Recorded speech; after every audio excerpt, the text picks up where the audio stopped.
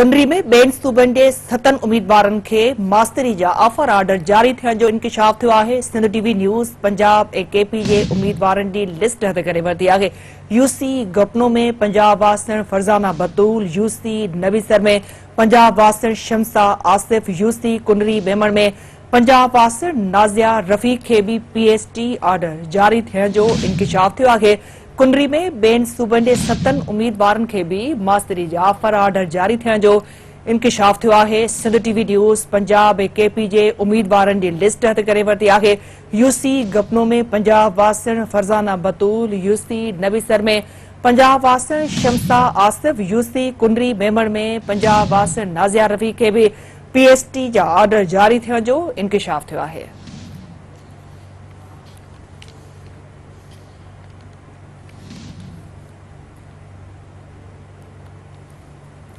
कुंडरी में बेन सूबनि जे 7 उम्मीदवारनि खे पीएसटी जा ऑफर ऑर्डर जारी थियण जो इंकिशाफ थियो आहे। सिंध टीवी न्यूज़ पंजाब ऐं केपी जे उम्मीदवारनि जी लिस्ट भी हथ करे वरिती आहे।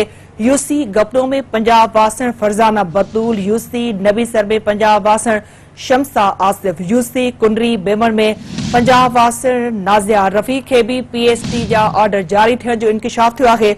वधीक अपडेट्स मालूम करण लाइ राब्तो कयो आहे सिंध टीवी न्यूज़ जे रिपोर्टर काज़ी यूसुफ सां। जी काज़ी अपडेट कजो, ही जेका लिस्ट जारी कई आहे इन हवाले से। जी बिल्कुल सारे खाते में नगरी सरबत राजगारो मामलो साल के कुंडे में मुख्तलिफ यूनियन बन चुका है। उनमें 7 सूबन जा उम्मीदवार मास्तरी जो पास कयो उन्होंने जीएसटी पीएसटी जा ऑर्डर ॾिना आहिनि। ज़िले मरकोट में माण्हुनि खे ऑर्डर ॾिना आहिनि जंहिंमें जेको 2 ॼणा आहिनि पंजाब जो वकास ऐं ॿियो केपीसी जो साजिद खान। उनखे पीएसटी सां गॾु जीएसटी जा ऑर्डर बि जारी कया विया आहिनि। अहिड़ो माण्हुनि ते जिनखे मुक़ामी उम्मीदवार हुआ उन्हनि में बेचैनी पकड़जी वई आहे ऐं उन मुतालबो कयो त हिनजी हालत सां जांच कराई वञे।